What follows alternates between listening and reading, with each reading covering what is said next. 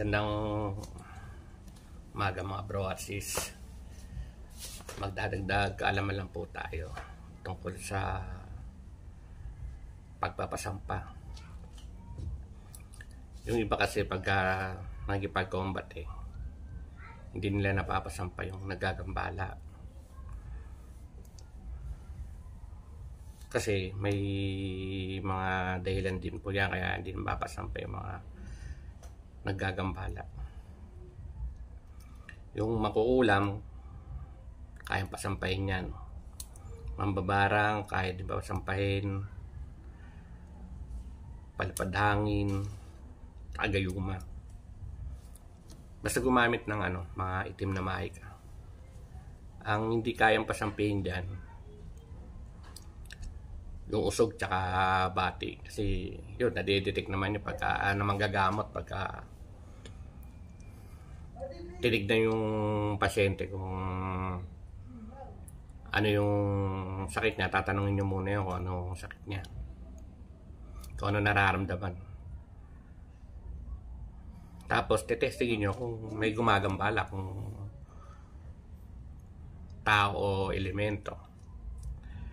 Pag sa tao kaya hindi nyo mapasampa kasi yan sa mga baguhan, pero nakikita ko rin kahit na yung mga datihan hindi nila napapasampa nun sa YouTube.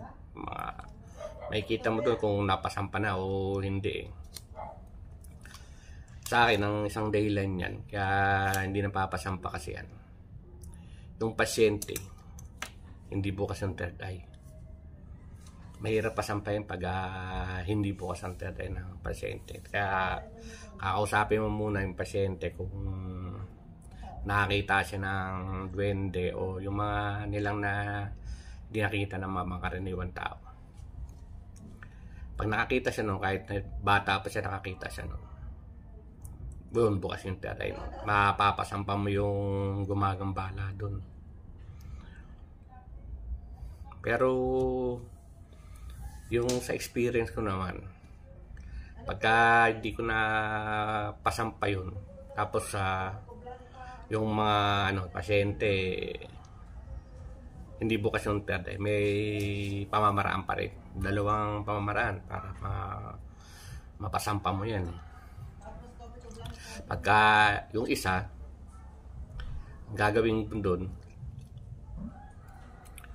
gumamit ka ng kamag-anak nila, yung may bukas yung third eye, yung nakakita na lang kahit yung kaluluwa, espiritu, magala o basta hindi nakita rin ng tao. Kaya yung iba napapansin nyo sa YouTube, yung mga ibang gagamot, di ba pinapahawak yung sa kamay ng mga pasyente na mga papayat na hindi na kaya kasing saktan o ipitan. Kaya gumagamit ng kamag-anak, yun yung tinatawag na medium. Tapos tatakusapin mo rin yun kung nakakita na siya. Pag nakakita na siya doon ng elemento, yun, pasok dun, mapapasok sa kanya. Yun muna yung ibabahagi natin dyan para malaman ng ibang baguhan ng manggagamot na yung iba hindi nila napapasampa yung mga ginagamot nila. Yun lang muna gagawin mo doon. Tapos kung tetestingin mo naman muna kung tao o elemento yung gumagambala. Yung iba kasi kaya rin hindi nila napapasampa, yung mga makukulam ako yung mga babarang. Sila, malalakas yung kapangyarihan. Meron silang natawag na meron din silang yung kabal. Kahit na ipitan mo sila, hindi sila nasasaktan. May mga ganun ding kapangyarihan yung mga gumagambala. Pero yung iba naman na malalakas naman gagamot, saglit lang din na mapasampa rin yan. Pero mahirap talaga pagka yung yung hindi bukas yung third eye. Mahirap pasampahin, kaya kailangan gumamit ka ng medium. Para yun, mas madali mong makausap yung gumagambala. Madali pumasok. Kasi butas na yung agad yung ano niya dun eh.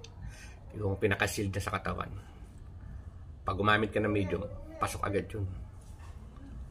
Yun ang hindi naman nila napapaghandaan. Pero yung iba, talagang malalakas. Kaya kailangan mo din ng matindi-tinding ano doon, pambasag. Babasagin mo yung mga shield nila. Makakapal yung mga shield ng iba kahit na gumamit ka na ng medium, hindi pa rin mapasampa.